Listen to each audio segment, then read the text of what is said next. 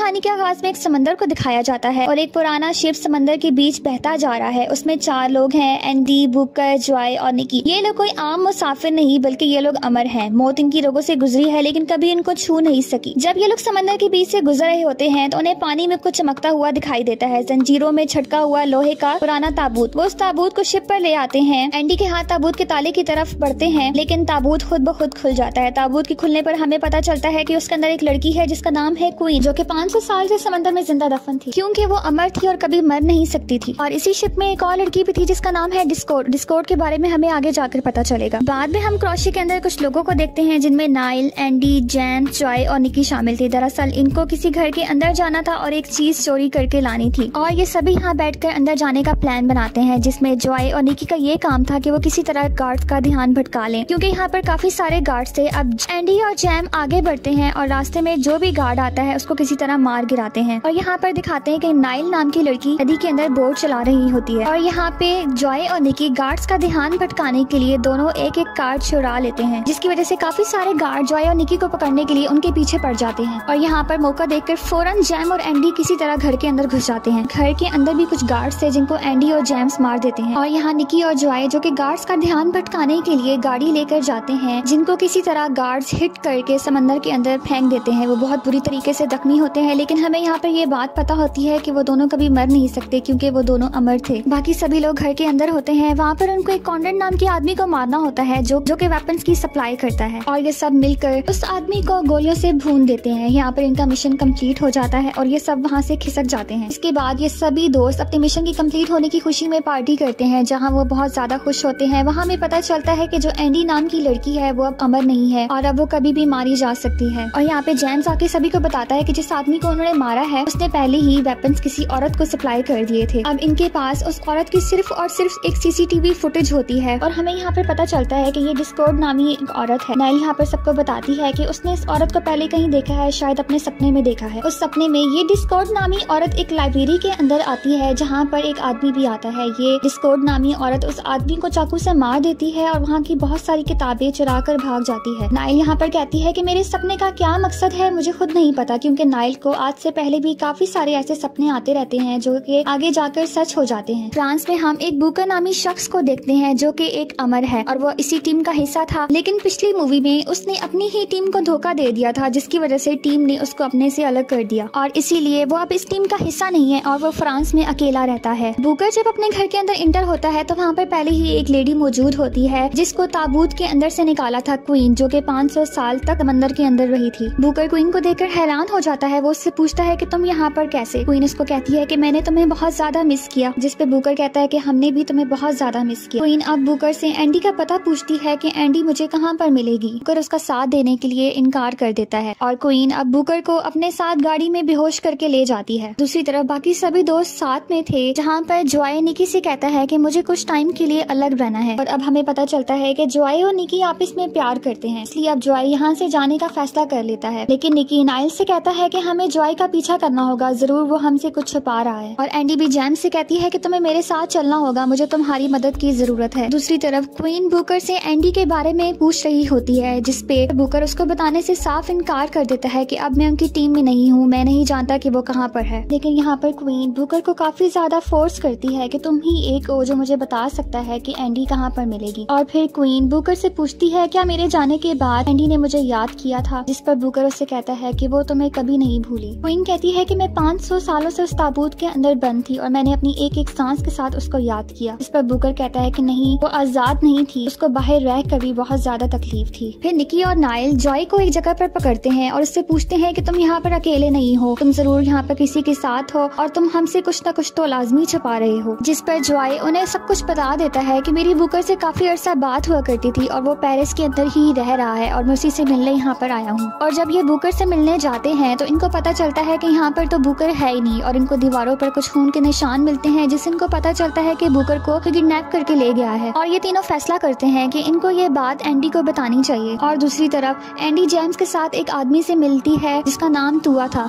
वो तुआ को नाइल के सपने के बारे में बताती है और उससे पूछती है क्या तुम उस औरत के बारे में जानते हो, जिस पर तुआ उसको कहता है कि तुम्हें उस लाइब्रेरी में चलना चाहिए। अब वो तीनों लाइब्रेरी में पहुंच जाते हैं। तुआ उसको बताता है कि यहाँ पे एक डिस्कॉर्ड नामी औरत आई थी थी क्योंकि यहाँ से काफी सारी किताबें चुरा के ले गई थी और वो पहली अमर लड़की है जो कि कभी नहीं मर सकती और वो तुम सभी के बारे में जानना चाहती थी और शायद वो तुम सबको मारना चाहती है क्योंकि उससे ज्यादा ताकतवर और कोई नहीं। तुआ एंडी को बताता है कि जिस दिन क्वीन को समंदर में फेंका गया था उस दिन भी डिस्कॉर्ड वहीं पर थी और मैं भी वहीं पर था क्योंकि मैं उससे मिला हुआ था, मगर अब हमारे रास्ते जुदा हैं और अब उसके पास इतनी दौलत आ गई है और उसने इतने हथियार कमा लिए हैं कि वो सभी इंसानों को खत्म करना चाहती है और वो जानती है कि हजारों साल पहले इन्हीं इंसानों ने हमारे ऊपर काफी ज्यादा जुल्म किए थे, इसलिए अब इनको पता चल जाता है कि हम बहुत बड़े खतरे के अंदर हैं। ये लोग अपनी टीम के अंदर तुआ को भी शामिल कर लेते हैं। सब लोग इटली पहुंच जाते हैं और सभी वहां जाकर मिलते हैं। वो सभी लोग तुआ से पहली बार मिल रहे होते हैं और वो एंडी से गुस्सा होते हैं कि तुम हम सब से कुछ न कुछ छुपा रही हो। एंडी उनसे कहती है कि नहीं, ऐसा कुछ नहीं है। तो वो एंडी से कहते हैं तुम्हें तुआ के बारे में हमें पहले ही बता देना चाहिए था, जिस पर एंडी उन सब से माफी मांगती है। अब ये लोग भी एंडी को बताते हैं कि जोआए बुकर से मिला करता था और अब वो जब बुकर से मिलने गए तो वहाँ पर बुकर गायब था, तो लाजमी किसी ने उसको उठा लिया है या फिर उसको नुकसान पहुँचाया है। जहाँ पर एंडी उन सभी से नाराज होती है कि मैंने तुम सबको मना किया था कि बुकर से नहीं मिलना, तो फिर तुम सब बुकर से क्यों मिले हो। जिस पे सभी लोग कहते हैं कि बुकर अब खतरे में है और हमें ही उसकी मदद करनी होगी। तभी अचानक जॉय के पास बुकर का फोन आ जाता है और जॉय एंडी को बताता है कि बुकर तुमसे अकेले में मिलना चाहता है। अब निक्की और जॉय दोनों बुकर के पास जाते हैं, मगर बुकर जॉय से कहता है कि मुझे सिर्फ एंडी से ही मिलना है। अब वो बुकर को घर ले आते हैं जहाँ पर एंडी भी होती है। बुकर एंडी से मिलता है और एंडी को बताता है कि क्वीन वापस आ चुकी है और वो तुमसे मिलना चाहती है, मगर उसने तुम्हें ढूंढने से पहले मुझे ढूंढ लिया और उसने तुम्हारे लिए ये पैगाम भी पहुंचाया है। जाहिरी तौर पर ये एक नफरत भरा पैगाम होता है जिसको पढ़ने के बाद एंडी कहती है कि मुझे अब क्वीन से मिलना ही होगा, जिस पर नाइल एंडी को मना करती है कि तुम्हें क्वीन से नहीं मिलना चाहिए, शायद वो गुस्से में है और तुम्हें मारना चाहती है। लेकिन एंडी कहती है नहीं, मैं उससे मिलने लाजमी जाऊंगी। लेकिन नाइल एंडी को मना करती है कि तुम्हें क्वीन से मिलने नहीं जाना चाहिए क्योंकि वो गुस्से में है, शायद वो तुम्हें मारना चाहती है। लेकिन अगर तुम जाना चाहती हो हम तुम्हें वहाँ पर अकेले नहीं जाने देंगे, बल्कि हम सब तुम्हारे साथ जाएंगे। जिस पर एंडी मान जाती है और कहती है ठीक है, हम सब इकट्ठे जाएंगे, लेकिन तुम में से कोई भी आगे नहीं आएगा और तुम सब छुप छुप कर आओगे। जिस पर सब मान जाते हैं। अब एंडी मार्केट के अंदर पहुँच जाती है और बाकी सब भी रूप बदल कर आस पास फैल जाते हैं। अब एंडी और क्वीन दोनों आमने सामने होते हैं। एंडी क्वीन से माफी मांगती है कि मुझे माफ कर दो, मैं तुम्हें नहीं बचा सकी। लेकिन इस पर क्वीन कहती है कि जिस जगह पर मैं फंसी हुई थी उससे बदतर तो मौत थी और मैंने एक एक सांस के साथ तुम्हें याद किया। क्वीन एंडी से ये भी कहती है और तुमने मुझे वहाँ पर अकेले मरने के लिए छोड़ दिया था, अगर तुम मुझे वहाँ पर ढूंढने के लिए आती तो शायद तुम मुझे बचा लेती। जिसमें एंडी कहती है कि मैंने तुम्हें ढूंढने की बहुत कोशिश की, लेकिन अब हम सब साथ हैं और हमारे साथ एक पूरी टीम है। क्वीन एंडी से कहती है लेकिन अब मैं तुम्हारे साथ काम नहीं कर सकती क्योंकि तुम इंसानों को बचाने में लगी हो और मुझे इंसानों से नफरत है क्योंकि ये वो इंसान ही थे जिन्होंने मुझे समंदर के अंदर फेंक दिया था। जिसके चलते इन दोनों के अंदर काफी बहस हो जाती है और जो कि लड़ाई तक पहुंच जाती है। दूसरी तरफ हम डिस्कॉर्ड को भी देख सकते हैं।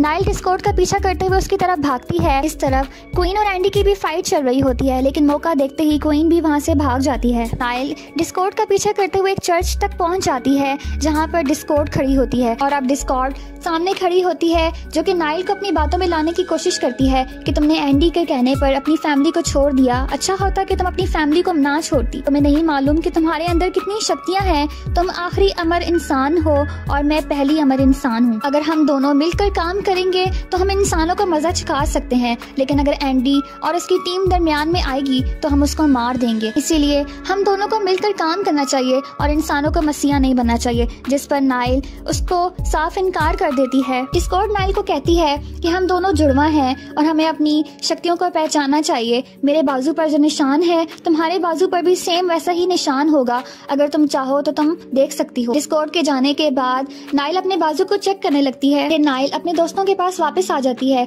अब यहाँ सभी दोस्त बैठे होते हैं और प्लान बना रहे होते हैं कि उन्हें आगे क्या करना चाहिए। एंडी कहती है कि मुझे नहीं पता कि अब मुझे आगे क्या करना चाहिए। एंडी को चोट लगी होती है मगर उसके घाव अब नहीं भरते क्योंकि अब वो अमर नहीं थी। रात को बुकर तुआ के कमरे में जाता है। तुआ बुकर से पूछता है कि क्या कभी नाइल के हाथों एंडी घायल हुई थी, जिस पर बुकर तुआ को बताता है कि हाँ, जब शुरू में ये दोनों मिले थे तो नाइल ने एंडी को घायल कर दिया था। अब यहाँ तुआ एक बात को रिवील करता है, अगर एक अमर इंसान दूसरे अमर इंसान को घायल कर दे तो जो घायल होने वाला अमर इंसान होगा उसकी अमरता खो जाएगी। इसी वजह से शायद जब नाइल ने एंडी पर हमला किया था तो एंडी ने अपनी अमरता खो दी थी। अगर मैं इस बात पे श्योर नहीं हूँ, लेकिन हाँ, मैं इतना जरूर जानता हूँ, एक घायल इंसान दूसरे इंसान को अपनी अमरता दे सकता है मगर अपनी मर्जी से। अब इन दोनों को इस बारे में पता लगाना था। क्वीन एक जगह बैठी होती है, डिस्कॉर्ड क्वीन के पास आती है और क्वीन से कहती है कि एंडी ने तुम्हें अभी भी धोखा दिया है और वो अभी भी तुम्हारा साथ देने के लिए नहीं आई। अगर वो तुमसे प्यार करती तो वो तुम्हारी साइड आ जाती।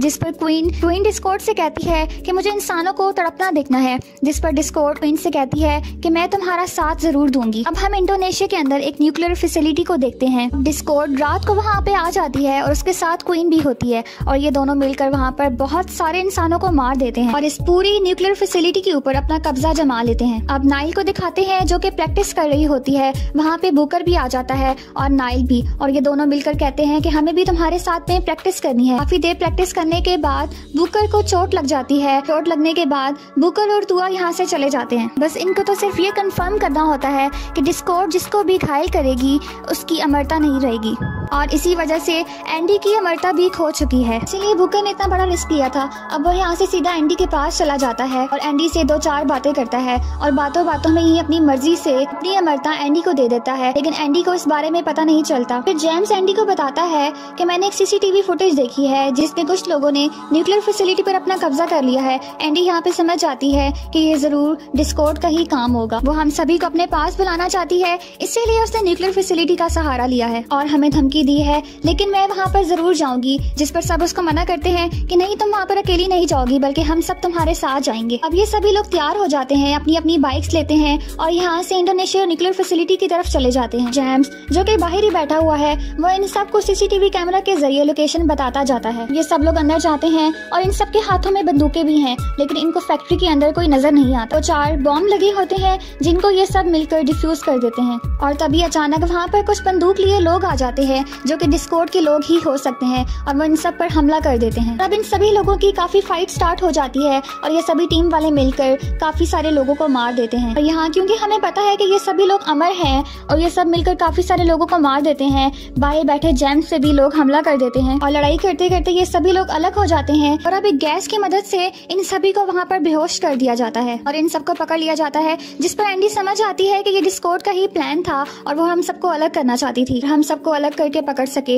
यहाँ पर वो 3 लोगों को बेहोश कर देती है जिसमें तुआ, निकी और जॉय शामिल होते हैं। बुकर और एंडी दोनों एक जगह पर होते हैं। बुकर एंडी को यहाँ पर सच्चाई बता देता है कि अब मैं अमर नहीं हूँ और मैंने अपनी अमरता तुम्हें सौंप दी थी क्योंकि मैं नाइल से लड़ते लड़ते घायल हो गया था और तुम भी घायल हो गई थी, इसीलिए तुमने अपनी अमरता खो दी थी, इसीलिए मैंने मरने से पहले अपनी अमरता तुम्हें दे दी है। अब तुम अमर हो। अब यहाँ पर और भी सोल्जर्स आने लगते हैं। बुकर एंडी से कहता है कि मैं इनको रोकता हूँ, तुम यहाँ से आगे बढ़ो। बुकर गार्ड्स को रोकने लगता है और इसी लड़ाई में बुकर घायल हो जाता है और वो मर जाता है, लेकिन एंडी चाह कर भी बुकर की मदद नहीं कर सकती। नाइल भी एक जगह पर पहुंच जाती है और उसको वहाँ पर बॉम्ब दिखाई देता है, लेकिन वहाँ पर अचानक क्वीन आ जाती है। नाइल क्वीन से कहती है कि इस बॉम्ब को रख दो, तुम क्यों मासूम इंसानों की जान लेना चाहती हो। अगर क्वीन नहीं मानती और इन दोनों के दरमियान भी फाइट होने लगती है। काफी देर तक ये फाइट चलने के बाद नाइल क्वीन को भी यहाँ पर घायल कर देती है, यानी कि अब क्वीन की अमरता भी यहाँ पर जा चुकी है। पीछे से डिस्कॉर्ड वहाँ आ जाती है जो नाइल को हमला करके घायल कर देती है और नाइल को घायल करके वहाँ से चली जाती है।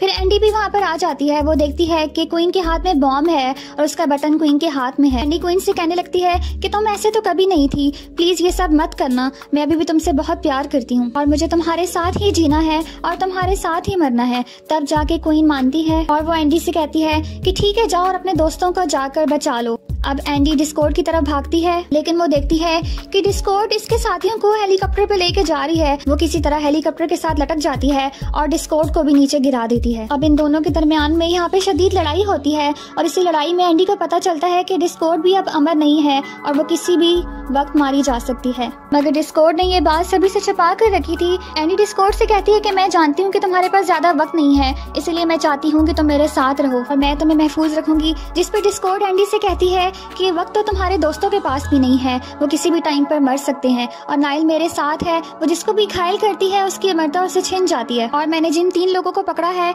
नाइल उन तीनों में से किसी एक को घायल कर देगी और उन तीनों में से किसी एक की अमरता मेरे पास आ जाएगी। यहाँ एंडी डिस्कॉर्ड को गुस्से में कहती है कि नाइल ऐसा कभी नहीं कर सकती। हेलीकॉप्टर में बैठते हुए डिस्कॉर्ड एंडी से कहती है कि जितनी देर में तुम अपने साथियों को ढूंढोगी तब तक वो मर चुके होंगे। ये कहते हुए डिस्कॉर्ड हेलीकॉप्टर लेके यहाँ से चली जाती है। फिर एंडी क्वीन को लेकर उसी लाइब्रेरी में आती है।